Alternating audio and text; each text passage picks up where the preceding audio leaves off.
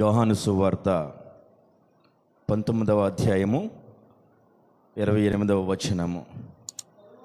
అటు తరువాత సమస్తమును అప్పటికి సమాప్తమైనదని యేసు ఎరిగి, లేఖనము నెరవేరినట్లు నేను దప్పుకొనుచున్నానని. చాలండి.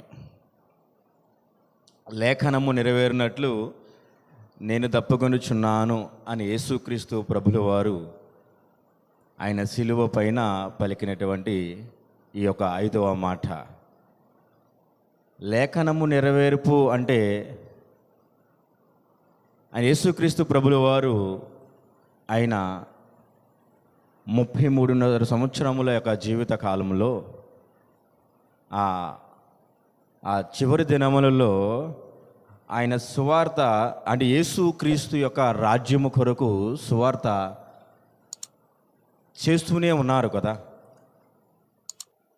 అంటే ఆ యొక్క యేసుక్రీస్తు యొక్క సువార్త కాలంలో అనేకమైనటువంటి మాటల ద్వారా, అనేకమైనటువంటి క్రియల ద్వారా అప్పటి ప్రజలకు దేవుణ్ణి పరిచయం చేయడానికి ఆయన చాలా ఆసక్తి చూపించారు. దేవుని యొక్క రాజ్యముని యొక్క మర్మము గురించి తెలియపరచడానికి చాలా ఉత్సాహం చూపించారు యేసుక్రీస్తు ప్రభుల వారు ఆ రోజులలో. అట్టి రకంగానే ఈ యొక్క లేఖన నెరవేర్పు అని తెలియపరిచారు కదా. లేఖన నెరవేర్పు అంటే మనం ఎటువైపు వెళ్దాం అసలు? లేఖన నెరవేర్పు అంటే ఒకసారి కీర్తన గ్రంథంలో మనం చూస్తాము. కీర్తన గ్రంథంలో ఆయన ఏ విధంగా చెప్పాడు లేఖ నెరవేర్పు అంటే ఒకసారి 69వ అధ్యాయము చూసినట్లయితే 69వ అధ్యాయము 21వ వచనము. వారు చేదును నాకు ఆహారముగా పెట్టిరి, నాకు దప్పిగా అయినప్పుడు చెరకును త్రాగనిచ్చిరి. చాలు. ఇప్పుడు ఆయనకి దాహము ఎందుకు వేయవలసి వచ్చింది అసలు? అది భౌతికమైనటువంటి దాహమా, ఆత్మ సంబంధమైనటువంటి దాహమా మనం గ్రహించాలి. ఒకవేళ భౌతికమైనటువంటి దాహము అయితే నేనే బండ అని చెప్పాడు కదా. సమరయ స్త్రీ దాహము కొరకు నీళ్లు చేదుకోవడానికి వచ్చినప్పుడు, నేను ఇచ్చి నీళ్లు తాగినప్పుడు నువ్వు ఎప్పటికీ దప్పుకొనవని దేవుడు చెప్పాడు కదా. ఆయన యేసుక్రీస్తు ప్రభుల వారు చెప్పారు కదా. మరి అంత గొప్ప వాగ్దానము చేసిన యేసుక్రీస్తు ప్రభుల వారికి దాహం ఎందుకు వేసింది అంటే, మనం ఆ లేఖనానుసారమైనటువంటి ఆ వచనాన్ని, సమరయ స్త్రీ దగ్గర దేవుడు పలికినటువంటి మాటలను మనం గ్రహించినట్లయితే, ఇక్కడ పలికినటువంటి దాహం అనే మాట అది భౌతికమైనది కాదు, ఆత్మ సంబంధమైనటువంటి ఆత్మల భారం అనేటువంటి దాహము, ఆత్మల భారం. ఎందుకంటే దేవుని యొక్క ప్రధాన సంకల్పం ఏంటన్నది మన అందరికీ తెలుసు. ఈ లోకంలో ఏ ఒక్క ఆత్మ నశించిపోకూడదు అనేది ఆయన యొక్క ప్రధానమైన సంకల్పం. సో ఏ ఒక్క ఆత్మ నశించిపోకూడదు, ప్రతి ఒక్క ఆత్మ రక్షించబడాలి, క్రీస్తు యొక్క రాజ్యములో ఐక్యపరచబడాలి అన్నదే దేవుని యొక్క సంకల్పం. కాబట్టి ఈ యొక్క సిలువలో ఆయన యొక్క మరణ ఛాయలు ఎదుర్కొనేటువంటి సమయాల్లో తెలియపరుస్తున్నటువంటి మాట ఏంటంటే, దప్పికొనుచున్నాను. ఆ మాట ఎవరికి చెప్తున్నాడు? సైనికులకు దాహం ఇవ్వమని కాదు, చేదు చెరుకును ఇవ్వమని కాదు, దాహమును తీర్చి ఆయన యొక్క ప్రాణమును తెప్పరల చేయమని కాదు. కానీ అక్కడ ఉన్నటువంటి భక్తులు అంటే యేసుక్రీస్తు యొక్క మాటలను వెంబడించిన వాళ్ళు, ఆయన యొక్క ప్రవచనములను గైకొన్న వారు ఎవరైతే ఉన్నారో వారితో ఈయన మాట్లాడుతున్నట్టు. ఎందుకంటే ఆయన యొక్క దప్పికొనుచున్నానంటే అది నీ కొరకు చెప్తున్నాడు, నీకు ఒక తెలియపరుస్తున్నాడు, నీకు ఒక మేల్కొల్పుగా ఆ విషయాన్ని తెలియపరుస్తున్నాడు. అనేకమైనటువంటి వ్యక్తులు ఈ లోకంలో నశించిపోతున్నారు కదా. ఆ ఆత్మల దాహం నాకు ఉంది. ఆ ఆత్మల దాహం నాకు ఉంది. ఒకవేళ నీవు అక్కడ సిలువ మ్రాను దగ్గర నువ్వు ఉన్నట్లయితే, అంటే మనం ఉన్నా లేకపోయినా సిలువ ధ్యానాలు వెంబడిస్తున్న మనం అందరము, లేదా ఈరోజు ఈ యొక్క గుడ్ ఫ్రైడే దినమున ఒక గొప్ప అవకాశముగా మనల్ని మనం ఉత్తేజపరచుకోవడానికి సిద్ధపడిన మనందరికీ కూడా ఇది వర్తిస్తుంది. నీ కొరకు అంటే నీతో చెప్తూ ఉన్నాడు దప్పికొనుచున్నాను అని, నాతో చెప్తున్నాడు దప్పికొనుచున్నాను అని, మనందరితో చెప్తున్నాడు దప్పికొనుచున్నామని. అంటే మనం త్రాగడానికి నీరు ఇవ్వాలా? కాదు. అంటే త్రాగడానికి నీరు ఇవ్వాలనో చేదు చిరకు ఇవ్వాలనో ఆ రోజు సైనికులు అపహాస్యులు చేసేవారు కాబట్టి, అపహాస్యం చేసేవారు కాబట్టి, ఏ మాత్రం మంచి అనేది వాళ్ళ జీవితంలో లేదు కాబట్టి వాళ్ళకి ప్రతీది కూడా ఆ రకంగానే అర్థమైంది. ప్రతీది కూడా ఆ రకంగానే అర్థమైంది.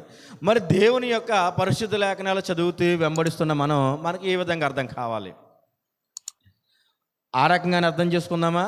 ఇదే లోకంలో అన్యులు హేళన చేస్తూ ఉన్న విధముగానే వాక్యాలను అర్థం చేసుకుందామా అంటే, మనం అర్థం చేసుకోవాల్సిన విషయం ఏంటంటే, దేవుని యొక్క మాదిరిగా ఉన్న మనము దాహము అంటే ఆత్మల రక్షణ మన మీద దేవుడు పెట్టాడని మనం గ్రహించాలి. ఆమేన్. దేవుడు ఆత్మల రక్షణ ఎందుకంటే ఏ ఒక్క ఆత్మ నశించిపోకూడదని దేవుని యొక్క సంకల్పం కదా. ఆయన విడిచిపెట్టినటువంటి పరిచర్య, ఆయన విడిచిపెట్టినటువంటి యొక్క క్రీస్తు రాజ్య సువార్త పరిచర్య నీకు నాకు అప్పచెప్తున్నాడు ఆ సమయంలో. అంటే అది మనం ఏం చేయాలి? అక్కడ నుంచి దాన్ని మనం భుజాల పైన పెట్టుకుని మనం నడవాలా, ముందుకు పోవాలా. ఏం చేయమన్నాడు? వెళ్ళి మనం వెళ్ళి సర్వలోకానికి వెళ్ళి ప్రజలకు ఆయన యొక్క సువార్తను వెదచల్లాలి అని చెప్తున్నాడు కదా. సువార్తను వెదచల్లడం అంటే ఏంటి? సువార్త చెప్పింది ఏంటంట దేవుని యొక్క లోకరక్షకుడుగా అంగీకరించి ఆయన మాత్రమే మనకి నిత్యరాజ్యాన్ని అనుగ్రహించగలడానికి యోగ్యుడు అనేదే తాత్పర్యం, సారాంశం. అంటే ఇదన్నిటినీ కూడా దేవుడు ఆ మాట ఎందుకైతే చెప్పాడో అది ఆత్మానుసారంగా ఆయన రక్తంలో కడగబడిన మనం గ్రహించి దాన్ని మనం ముందుకెళ్ళాలి. చాలా భారభరితమైనటువంటి మాట, చాలా భయపెట్టేటటువంటి, అంటే అంటే సజీవంగా ఉన్న మనము క్రీస్తు యొక్క సిలువను మనం గమనించిన మనము చాలా భారముతో మనం గ్రహించవలసిన విషయం ఏంటంటే దప్పికొనుచున్నాను. ఇంకా మనకేమి లేదండి. దప్పికొనుచున్నామంటే ఇంకా ఆత్మల రక్షణ, పరుగులెట్టడమే, సువార్త చేయడమే, ఆత్మలు రక్షించి దేవునికి అప్పచెప్పడం. కానీ సువార్త చేసే నిమిత్తము ఈ లోకంలో ఎలాంటి విధముగా రోజులు నడుస్తున్నాయో మనందరికీ తెలుసు. సువార్త చేయడానికి వెళ్తున్నటువంటి దైవ సేవకులు, విశ్వాసుల మీద అనేక మారులుగా, అనేక విధాలుగా వ్యతిరేకతలు, శోధనలు, బాధలు, చాలా బాధింపబడినటువంటి సమయాలు. అంటే ఒక క్రైస్తవ విశ్వాసికి, అంటే నేను క్రీస్తు బిడ్డను, క్రీస్తు సైనికును అని గర్వంగా చెప్పుకుంటున్న వారికి సవాలు లాంటి సమయం ఇది మనకి. అంటే బైబిల్ పట్టుకుని, లేదా ఒక మాట చెప్పినంత మాత్రాన, ఒక పాట పాడినంత మాత్రాన, లేదా నేను దేవుని యొక్క బిడ్డనని చెప్పుకున్నంత మాత్రాన నువ్వు దేవుని యొక్క కుమారుడు, దేవుని యొక్క బిడ్డవు కాదు. కానీ ఒకవేళ నువ్వు అయితే నీ కొరకు ఒక సవాల్ ఏంటంటే, దేవుడు దాహంగా ఉన్నాడంట. గమనించి ఒకసారి, దేవుడు దాహంగా ఉన్నాడంట. సో అది గ్రహించిన మన సహోదరులు క్రీస్తు యొక్క సువార్తను వెదజల్లించడానికి, ఆత్మలు రక్షించడానికి, దేవునితో ఐక్యపరచడానికి ప్రయాసపడుతూ ఉంటే వాళ్ళకి వచ్చినటువంటి ఏంటంట ఈ లోకంలో వ్యతిరేకత, పలు విధాలుగా దూషణలు, చాలా దూషణలు. కానీ మనము కూడా మారాలి, సువార్త చేసే మనము కూడా మారాలి. వాళ్ళు వ్యతిరేకిస్తే వెనుతిరిగి వచ్చేయడం కాదు, వాళ్ళు వద్దు అంటే మనం మౌనంగా వచ్చేయడం కాదు, వాళ్ళు నోటుకొచ్చినట్టు విచ్చలవిడిగా మాట్లాడుతుంటే మనం వచ్చేయడం కాదు. నిలబడి సమాధానం చెప్పాలి, నిలబడి సమాధానం చెప్పాలేంటి? మనకి ఈ లోకంలో దేవుని చేత ఏర్పరిచిన అనేకమైన నాయకులు ఉన్నారు. అంబేద్కర్ రాసినటువంటి రాజ్యాంగంలో ఆర్టికల్ 26 నుంచి 29 వరకు కూడా మన కొరకే. ఈ రోజులు వస్తాయనే దేవుడు ఆయన ద్వారా గొప్ప ఉద్దేశాలను తెలియపరిచాడు. సువార్త చేయడం అనేది క్రైస్తవుల యొక్క హక్కు. అంబేద్కర్ రాసి పెట్టారు రాజ్యాంగంలో. మనం తెలుసుకోవాలి. ఆ కాన్స్టిట్యూషన్ను కూడా మనం గమనించి దాన్ని ఒకసారి అవగాహన చేసుకుని మన సువార్తకి వెళ్ళాలని నా విజ్ఞప్తి. ఎందుకంటే ఆత్మల పట్ల దేవుడి యొక్క మాట చెప్పిన భారం కలిగి ఉండటం చాలా గొప్ప విషయము. కానీ వెనుతిరుగు రావడం అనేది సరైన విషయం కాదు. ఎందుకంటే ఒక తండ్రి కుటుంబ పోషణ కొరకై ఒక పని నిమిత్తం బయటికి వెళ్ళి సంపాదన లేకుండా ఇంటికి వస్తే బిడ్డలు ఏ విధంగా పోషించబడతారు? ఏ విధంగా పోషించబడరు. కనుక తండ్రి ఏ విధంగా ఆలోచిస్తాడు అంటే, బయటికి వెళ్ళిన తండ్రి ఒక సరైనటువంటి పని కోసం వెళ్ళినప్పటికీ ఆ పని లేకపోయినా ఏదో ఒక పని చేసైనా ఎంతో కొంత ధనము సమకూర్చుకుని ఇంటికి చేరుకుంటాడు. 1 గంట 2 గంటలు లేట్ అయినప్పుడు కూడా. కారణం, బిడ్డలు దప్పుకుంటారు, బిడ్డలు ఆకలి దప్పుకుంటారు. కనుక ఏం చేస్తాడంటే, ఏ విధంగా అయినా సరే ఏదో ఒక విధంగా పని చేసి వస్తాడు. మనము కూడా యేసయ్య దప్పికున్నాడు కనుక ఆయన దప్పికను తీర్చాలని మనం ఆశపడుతున్నాం. కనుక సువార్త నిమిత్తమై ఆత్మల రక్షణ కొరకు వెళ్ళిన మనందరము కూడా ఆత్మల రక్షణ కొరకు వాక్యం విత్తే రావాలి. బోలంతమంది లేదంటే అపవాది సైన్యము మన పైన దండయాత్ర చేసేస్తారని దేవుడు చెప్పలేదు, మనకి చెప్పాడు. ఎందుకంటే ఎప్పుడైతే మన క్రీస్తులో మనం ఐక్యపరచబడి ఉన్నామో, క్రీస్తుని ధరించుకొని ఉన్నామో, ఆనాటి నుంచి శ్రమలు ఉంటాయని దేవుడు చెప్పాడు. వెనుదిరుగు రాకూడదు. ఎందుకంటే సువార్త అనేది దేవుడు మనకిచ్చినటువంటి హక్కు, రాజ్యాంగం మనకిచ్చినటువంటి హక్కు. అది గమనించి పద్ధతిగా, న్యాయముగా దేవుని యొక్క మాటలు వెదజల్లే విషయంలో నోటి నుండి ఏ విధమైనటువంటి అపవిత్రమైనటువంటి మాటలు రాకూడదు. మన సహోదరులు, అన్యులు, మన సహోదరులు నొచ్చుకునే విధముగా మన మాటలు ఉచ్చరింపకూడదు. సువార్త చాలా మృదువుగా, వినడానికి సఖ్యముగా మనం వెదజల్లితే దేవుడే ఆ కార్యాన్ని నెరవేర్చడానికి ఆయన మన మందు నిలిచి ఉన్నాడు. ఎందుకంటే ఆయన ఇచ్చి నీళ్ళు తాగితే ఎప్పుడు దప్పుకొనము ఆయన చెప్పాడు కదా. సో కాబట్టి ఆయనకి దప్పిక ఏంటంటే ఆత్మల దప్పిక. మరి మనము ఎన్ని ఆత్మలు రక్షించబడి ఉన్నాయి ఇప్పటివరకు? ఎంతమంది ఆత్మలు రక్షించాము? ఎంతమంది ఆత్మలు రక్షించడానికి సిద్ధంగా కంకణం కట్టుకున్నాం అన్నది. ఎందుకంటే ప్రత్యేకించి ప్రతి ఒక్కరికి చెప్పాడైనా, నీకు నాకు పేరు నేను దప్పికొనిచున్నాను ఆయనే చెప్తున్నాడు. ఆయన దప్పికి తీర్చాల్సిన బాధ్యత మనకు ఉంది. సరే, ఆ దప్పిగా ఒక్కోసారి గమనించినట్లయితే, ఇప్పుడు యెరూషలేము వీధిలో ఆయన యొక్క శిలువ యాత్ర జరుగుతున్నటువంటి సమయాల్లో ఆయన రక్తము ఎన్ని లీటర్లు బయటకు వచ్చేసిందంటారు? ఎన్ని లీటర్లు బయటకు కారుకుంటూ వచ్చేసిందంటారు? చరిత్రలో పుస్తకాలు గమనించినట్లే దాదాపుగా 6-7 లీటర్ల రక్తము, దాదాపుగా 6.5 లీటర్ల రక్తము కారిపోయిందంట. ఒక మనిషి ఆరోగ్యంగా ఉండాలంటే దాదాపుగా 5 లీటర్ల నుంచి 6 లీటర్ల రక్తం ఉండాలి. అసలు రక్తం యొక్క ప్రాముఖ్యత ఏంటంటే, ఆ రక్తమే నువ్వు తిన్న ఆహారాన్ని, నువ్వు పీల్చుకున్న ఆక్సిజన్ని మన బాడీలో ఉన్న ప్రతి కణానికి, అని సెల్ టు సెల్కి, ప్రతి భాగానికి పంపిస్తుంది. నీ శరీరంలో ప్రవహిస్తున్న రక్తము ఆహారాన్ని, ఆక్సిజన్ని మన బాడీలో ఉన్న ప్రతి భాగానికి తీసుకెళ్తుంది. అలాగే అవసరం లేని పదార్థాలు ఏవైతే ఉంటాయో, కార్బన్ డైఆక్సైడ్ కానీ ఇంకా మిగతా వాటన్నిటినీ కూడా మన శరీర భాగాల నుంచి తీసుకొచ్చి బయటికి పంపించేస్తుంది ఆ రక్తము. మరి ఆ రక్తమంతా కారిపోయింది, మరి దప్పికొనడా ఆయన? దాదాపుగా 17 గంటల వ్యవధిలో ఆయన దప్పికొనడు. మనం గంట దాహము తీర్చుకోకపోతేనే మనం, ఇప్పుడు సమ్మర్ వచ్చింది కదండి, డీహైడ్రేషన్ వచ్చేస్తూ ఉంటుంది. ప్రతిసారి చెమటలు పడుతూనే ఉంటాయి. ప్రతిసారి వాటర్ తాగకపోతే ఒక్కరోజు 1 గంట కంటిన్యూగా వాటర్ తాగకుండా ఉండండి, ఏమవుతుంది? నేను పెట్టుకున్న స్మార్ట్ వాచ్ ప్రతి 10 సెకండ్లకి టేక్ ఏ సిప్ అంటుంది. 1 గ్లాసు వాటర్ తీసుకోమని చెప్తూ ఉంటుంది. అంటే 15 నిమిషాలకు ఒకసారి వాటర్ తీసుకోకపోతే మన బాడీలో జరగాల్సినటువంటి క్రియలు సమతుల్యంగా జరగవు. మరి అలాంటి క్రమములో యేసుక్రీస్తు ప్రభు వారి యొక్క దేహము నుంచి రక్తమంతా కారిపోయింది, దేహమంతా దున్నబడింది. అయినప్పుడు కూడా మన వలె ఆయన భౌతికమైన దాహం తీర్చుకోవడానికి దప్పికొంటున్నానని చెప్పలా. ఆ సమయంలో కూడా ఆయన యొక్క ఆలోచన ఏంటంట, నశించిపోతున్నటువంటి ఆత్మల కొరకు ఆయన ఆలోచన నీకు నాకు అప్పచెప్తున్నాడు. కార్యం నెరవేర్చడానికి పని పూలుకోమని. మరి అలాంటి సమయంలో మనం ఏం చేయాలి? ఏ పాటకి మన కార్యక్రమాలు చూసుకుంటున్నాము, మన అవసరాలు తీర్చుకుంటున్నాము.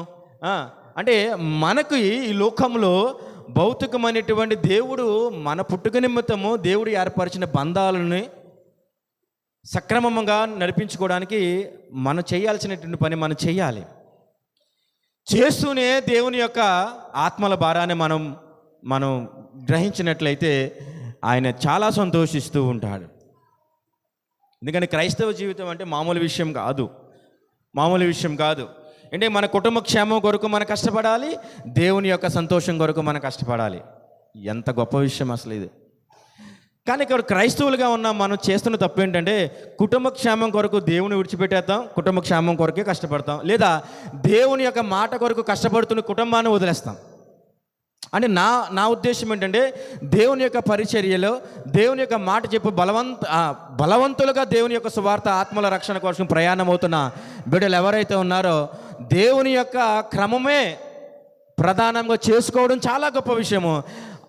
దాంతోపాటు మన కుటుంబాలను సహితము మనం గుర్తుపెట్టుకోవాలా. లేదంటే మనల్ని బట్టి దేవుడు అవమానపరచబడతాడు, మనల్ని బట్టి దేవుడు ఖచ్చితంగా అవమానపరచబడతాడు. ఇక్కడ చేస్తున్నది ఏంటంటే దేవుని ప్రధానంగా తీసుకుని కుటుంబాలను విడిచిపెట్టేద్దాము, కుటుంబాలను ప్రధానంగా తీసుకుని దేవుని విడిచిపెట్టేద్దాము. దానివల్ల దేవుడు పరచబడతాడని ఎందుకంటే ఇప్పుడు నేను ఉన్నాను, ఒకవేళ నాకంటూ బంధువులుండి వాళ్ళకి అవసరాలు తీర్చకుండా లేదా ఒక అనారోగ్య పరిస్థితిలో ఉండి నా పనులను చేసుకుంటూ దేవుని సువార్తగా వెళ్తే చెయ్యాలి.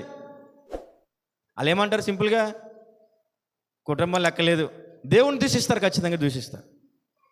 చేయాలి. ఎందుకంటే దేవుని సువార్త అంటే దేవుని యొక్క సువార్త అంటే మనకిచ్చిన బంధువులు మనకిచ్చిన సువార్త రెండూ సమతుల్యంగా మనం చేస్తేనే దేవుడు నామం అవమానపరచబడదు అని నా ఉద్దేశం. ఓకే, సరే. మరి లేఖనములను నెరవేరు ప్రకారం ఆత్మల రక్షణ అంటే మామూలు విషయం కాదు కదా. అది ఎప్పుడు? ఈ లోకంలో ఉండగానే మనం చేయాలి ఆ విషయాన్ని. ఈ లోకంలో ఉండగానే క్రీస్తు యొక్క సువార్త మనం వెదజల్లాలి. ఎందుకంటే ఈ లోకంలో ఉండగానే ధనవంతుడు అసలు మాటలా, ఈ లోకంలో ఉండగానే ధనవంతుడు ఏ విషయాన్ని గమనించుకోవాలా. చనిపోయిన తర్వాత లాజరు యొక్క సహాయం కోసం ఎదురు చూస్తున్నాడు. తండ్రి అయిన అబ్రహామా, చేతి వేలితో ఆ యొక్క నీటిని ఇస్తే దప్పిక తీర్చుకుంటానని ఆయన ఆలోచిస్తున్నాడు. ఎక్కడ? చనిపోయిన తర్వాత. అంటే బ్రతుకున్న తర్వాత నువ్వు అనేక చోట్ల క్రీస్తు యొక్క దేవుని యొక్క సువార్త వెదజల్లబడుతుంటే నీకు అక్కడ అర్థం కాలేదు. అవి పైగా ఆయన ఏమంటాడంటే ఇక్కడ నరక కోపంలో పాతాళంలో అనేకమైనటువంటి బాధలు శోధనలు చాలా భయంకరమైనటువంటి విధముగా ఉన్నాయే, నేను భరించలేకపోతున్నాను. ఒక్క పర్మిషన్ ఇస్తే భూలోకానికి పోయి నా బంధువులు ఉన్నారా వాళ్ళందరికీ చెప్తాను, ఓరి బాబు నేను జాగ్రత్తగా ఉండలేదు, సువార్త పట్టించుకోలేదు, దేవుని యొక్క మాటలు వినలేదు, విడిచిపెట్టేశాను, చచ్చాను, పోయాను. అక్కడ చాలా, ఎందుకంటే దేవుడు చెప్పిన మాట రీతిగానే దేవుడి యొక్క పరిశుద్ధ లేఖనంలో చెప్పిన విధంగానే ఉంది అక్కడ. అంటే ఒక్క మాట అయినను ఏదైనాను పొల్లిపోదని దేవుడు చెప్పాడు కదా, అట్టి రకనే ఉంది. మీరు కూడా అది ఈ లోకంలో క్రీస్తు యొక్క సువార్తను మీరు అనుసరించకుండా, యేసుక్రీస్తు ప్రభుల వారిని మీరు వెంబడించకుండా, యేసుక్రీస్తు ప్రభుల వారు చెప్పిన రీతిగా పరలోక రాజ్యం ఉంది అని నువ్వు గ్రహించుకోకుండా నువ్వు విచ్చలవిడిగా బ్రతికేస్తే నా వల్లే మీరు వచ్చేస్తే అక్కడ నా వల్లే మీరు అనుభవించొద్దు. ఒక్క పర్మిషన్ ఇస్తే ఇల్లు చెప్పేస్తానన్నాడు ఆయన.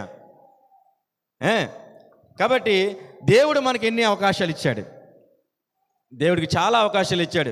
ఎందుకంటే చాలా త్రుటిలో త్రప్పుకున్నటువంటి ప్రమాదాలు మనం గమనించుకొని ఉంటాం. అది అవకాశంగా నువ్వు ఆలోచించుకోవట్లేదా? కుటుంబంలో చాలా భయంకరమైనటువంటి శోధనల నుంచి విజయం పొందుకున్నటువంటి సమయాలు మనం చూసే ఉంటాం.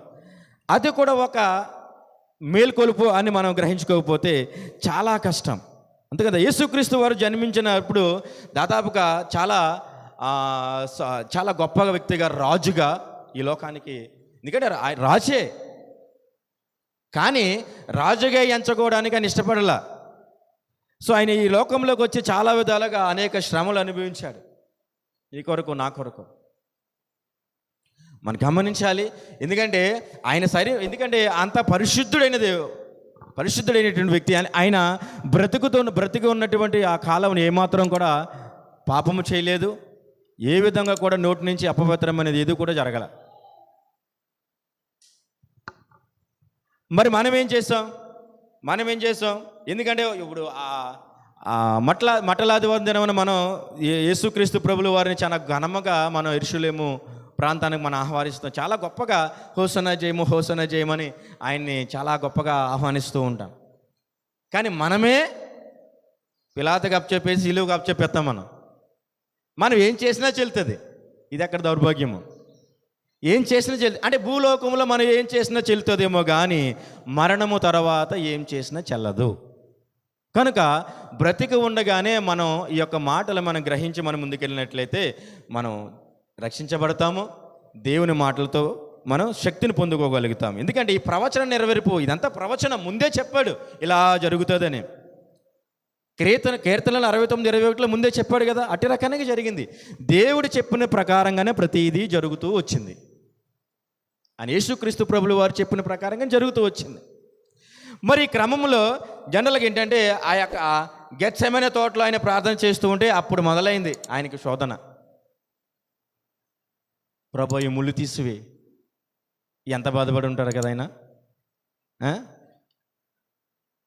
అంటే ఎలా ఉంటుందంటే క్రీస్తులో మనం ఐక్యం అవ్వాలంటే చాలా, ఎందుకంటే మనం అనుకుంటాం కదా ప్రభు ఇప్పుడు ఆ రాత్రి నుంచి ఆయన యొక్క బాధ ఎలా ఉంటుందంటే సిలువ ఒక అప్పచెప్పబడుతున్నాడు కదా ఇస్కరియోతు యోధు ద్వారా. సిలువకు అప్పచెప్పబడుతున్నటువంటి ఆ సమయంలో ఆయన అప్పటి నుంచి సిలువ ఎత్తుకున్న కానించి సిలువ అంటే ఆ ప్రయాణమై యెరూషలేము వీధుల ప్రయాణమై గొల్గొతా కొండపైన ఆయన సిలువ అది వేసిన తర్వాత వరకు అక్కడ వరకు కూడా ఎంత రక్తం కోల్పోయాడు ఆయన.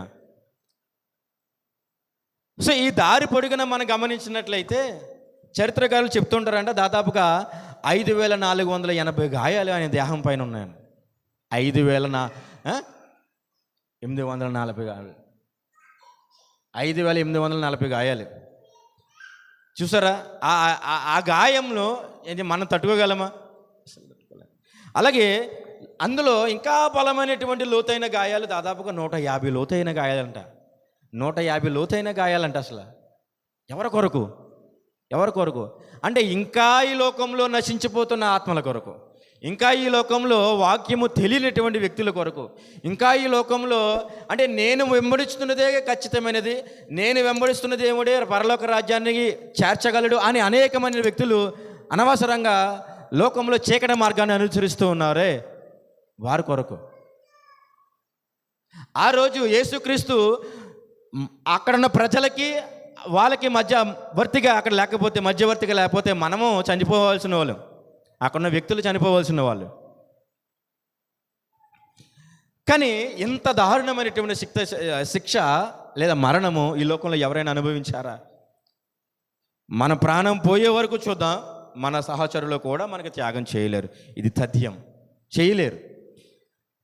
350 మంది సైనికులు, 50 మంది గుర్రపు రౌతులు, వీళ్ళందరూ కూడా యెరూషలేము వీధుల్లో ఆయన్ని పిడిగుద్దులతో కొట్టుకుంటూ తీసుకెళ్ళిపోతుంటే అది మన కళ్ళతో చూసినటువంటి దృశ్యంగా భావిస్తే నిద్ర పట్టని దినములు. ఏం చేశామని అసలు ఏ త్యాగం చేసామని అసలు మన కొరకు ఆయన ఈ విధంగా దూషించబడ్డాడు, కొట్టబడ్డాడు, దున్నబడ్డాడు. సో కాబట్టి మనం ఏం చేయాలంటే పైగా క్రీస్తు యొక్క సిలువ అంటే సువార్త భారము చాలా దారుణమైనది అని అనుకుంటాం. కానీ ఆయన నీ భారాన్ని, నా భారాన్ని, మన పాప భారాన్ని మోసాడు. 150 కేజీల సిలువ భారం, 150 కేజీల సిలువ భారం 85 కేజీల యేసుక్రీస్తు ప్రభుల వారు మోసారంట. అంటే ఇదంతా మనం ఏంటంటే మనందరి కొరకు యేసుక్రీస్తు ప్రభుల వారు సిలువ బలియాగం అయ్యారు. బలియాగం అవుతూ ఆయన చెప్పిన మాట ఏంటంటే ఆత్మల దాహం, ఈ లోకంలో ఏ ఒక్క ఆత్మ నశించిపోకూడదు ఆయన చెప్పిన మాట. ఎందుకంటే నశించిపోతే ఏ విధంగా ఉంటుంది తెలుసు కదా. లాజరు మనం గమనించాం. నశించిపోతే అంటే రక్షణ పొందకుండా యేసుక్రీస్తు ప్రభువు వారి యొక్క మాటలు గైకొనకుండా చనిపోతే ఈ లోకంలో లేదా మరణం తర్వాత ఏ విధమైనటువంటి తీర్పు ఉంటుందో మనందరికీ తెలుసు. అలాంటి బాధ అనుభవించకూడదని యేసుక్రీస్తు ప్రభువు వారు ఏం చేస్తున్నారంటే మనందరికీ అనే వాక్యము లేని చోట లేదా నశించిపోతున్న వాళ్ళందరికీ కూడా వాక్యము చెప్పమంటున్నాడు, రక్షించమంటున్నాడు. ఆ రకంగా ఆయన దప్పిక తీర్చమని ఈ ఉపమానం ద్వారా తెలియపరుస్తున్నాడు. కాబట్టి ఈ సమయంలో మనందరం కూడా తెలుసుకోవాల్సింది ఏంటంటే యేసుక్రీస్తు ప్రభువు వారు ఆయన చనిపోతూ మన పైన చాలా గొప్ప భారం పెట్టారని మనం గ్రహించాలి. ఎందుకంటే ఎలా ఉంటుందంటే కోరహ కుమారుల గురించి మనం ఒకసారి కీర్తన గ్రంథం మనం చూసినట్లయితే కీర్తనలు రాసినటువంటి గ్రంథం కోరహ కుమారులు రాసినటువంటి గ్రంథం కీర్తనలు 42వ అధ్యాయము 2వ వచనము లేదా మొదటి నుంచి చదువుదాం.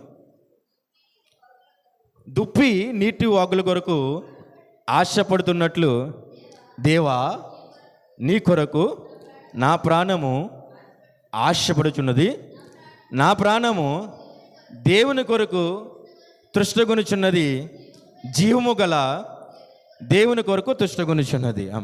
చూసారండి, కోరహ కుమారులు వారికి గల దప్పికను తెలియచేస్తున్నారు ఈ యొక్క మాటల ద్వారా. మరి మనం ఏం చేయాలి అంటే వాళ్ళు సగర్వంగా చెప్తున్న మాట ఏంటంటే ఇక్కడ ఏం చెప్తున్నారంటే నా ప్రాణం దేవుని కొరకు తృష్ణగొనుచున్నది, జీవము గల దేవుని కొరకు తృష్ణగొనుచున్నది చెప్తున్నాడు. దేవా నా ప్రాణము మీ కొరకు తృష్ణగొనుచున్నది అన్నాడు. మనము కూడా కోరహ కుమారుల వలె మనం కూడా ఏం చేయాలంట, దప్పికొనుచున్నామని మనం ఆయన చెప్పిన మాటలను మనం గుర్తుపెట్టుకొని ఆ దప్పిక ఆత్మల కొరకు అని గ్రహించి మనం దైనందిన జీవితంలో ప్రతి చోట కనీసం వాక్యము అనేక మంది వ్యక్తులకి లేదా మన పక్కన ఉన్న వారికి తెలియపరిచినట్లయితే చాలా గొప్పగా వాళ్ళు కూడా రక్షించబడడానికి అవకాశం ఉంటుంది. లేదు నువ్వు సువార్త చేయనట్లయితే, నువ్వు ఈ లోకంలో దేవుని యొక్క వాక్యముతో అనేకమైన వ్యక్తులకి దప్పిక తీర్చినట్లయితే గొప్ప ఆధిక్యత వాళ్ళందరికీ. ఈ లోకంలో దేవుని యొక్క వాక్యము ద్వారా అన్యులైన వారికి లేదా వాక్యము లేని వారికి నువ్వు దప్పిక తీరిస్తే వాళ్ళ యొక్క జీవితాలను రక్షించినట్లయితే, ఆత్మలు రక్షించినట్లయితే. ఎలాగంటే ఒకసారి ప్రకటన గ్రంథం తీయండి, ఒకసారి ప్రకటన 7వ అధ్యాయము, ప్రకటన 7 16, 17 చదివింది ఒకసారి.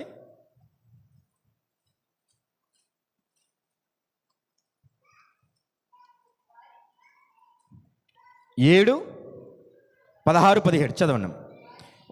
వారికి ఇక మీదట ఆకలి అయినను దాహమైనను ఉండదు, సూర్యుడి ఎండ అయినను ఏ వడగాలి అయినను వారికి తగులదు. ఇంకా చదవండి. ఏలయనగా సింహాసన మధ్య ముందుండు గొర్రెపిల్ల వారికి కాపరి అయి జీవజలములు బొగ్గల యొద్దకు వారిని నడిపించును. దేవుడే వారి కన్నుల నుండి ప్రతి బాష్ప బిందువును తుడిచివేయను. ఆమేన్. ఇక్కడ చూసారా, ఎందుకంటే యేసుక్రీస్తు ప్రభుల వారు చెప్పిన మాటలను మనం గమనించి ఆ వాక్యాన్ని మనం వెదజల్లినట్లయితే ఆ వాక్యము ద్వారా ఈ లోకంలో చీకటిలో నడుస్తున్నటువంటి వ్యక్తులకు, ఈ లోకంలో గమ్యము లేకుండా నడుస్తున్నటువంటి వ్యక్తులకు, ఈ లోకంలో ఆదరణ లేకుండా నడుస్తున్న వ్యక్తులకు నువ్వు వాక్యాన్ని పరిచయం చేసినట్లయితే వాళ్ళ దాహాన్ని నువ్వు తీర్చినట్లు అవుతావు, వాళ్ళని దేవునితో ఐక్యపరిచినట్లు అవుతావు. ఒకవేళ అలా చేస్తే నీ వల్ల ఆ బిడ్డలకు కలిగేటటువంటి గొప్ప ఆధిక్యత ఏంటంటే చూసారు, ఇక్కడ చెప్తున్నాడు కదా, వారికి ఇక మీదట ఆకలి ఉందట. ఆకలి అయినను దాహమైనను ఉండదు. అంటే నువ్వు చేసే ఆ ఒక్క వాక్య పరిచర్య వల్ల, నువ్వు చేసే ఈ యొక్క ఆత్మల రక్షణ వల్ల ఆ బిడ్డకి ఆకలి ఉండదంట. తర్వాత ఈ లోకానుసారమైనటువంటి ఆకలి దాదాపుగా ఒక 10 గంటలు 12 గంటలు నేను నిలబెడతామో, ఆ తర్వాత మళ్ళీ ఆకలేస్తుంది. ఈ లోకానుసారమైనటువంటి దాహము కొంతకాలం మనకు దాహాన్ని తీర్చగలదేమో కానీ శాశ్వతమైనటువంటి దాహాన్ని తీర్చలేదు. మరి శాశ్వతమైనటువంటి ఆకలిని తీర్చేదేంటి, శాశ్వతమైనటువంటి దాహంను తీర్చేదేంటి ఇక్కడ చెప్తున్నాడు కదా. చెప్తున్నాడు చిన్న ప్రకటన గ్రంథంలో, వారికి ఎండ అయినను ఏ వడగాలి అయినను వారికి తగలదు, ఏలయనగా సింహాసన మధ్య నుండి గొర్రె పిల్ల వారికి కాపరి ఉంటుంది. ఆమేన్. చూసారా, గొర్రెపిల్ల అంటే ఎవరు? యేసుక్రీస్తు ప్రభుల వారు. ఆయనే అని అక్కడ ఉంటానన్నారు కదా, మనకి కాపరిగా ఉంటానన్నాడు ఆయన. దాహం లేదు, ఆకలి లేదు. ఈ లోకంలో ఏ ఒక్కదాన్ని మనం ఆశ్రయించిన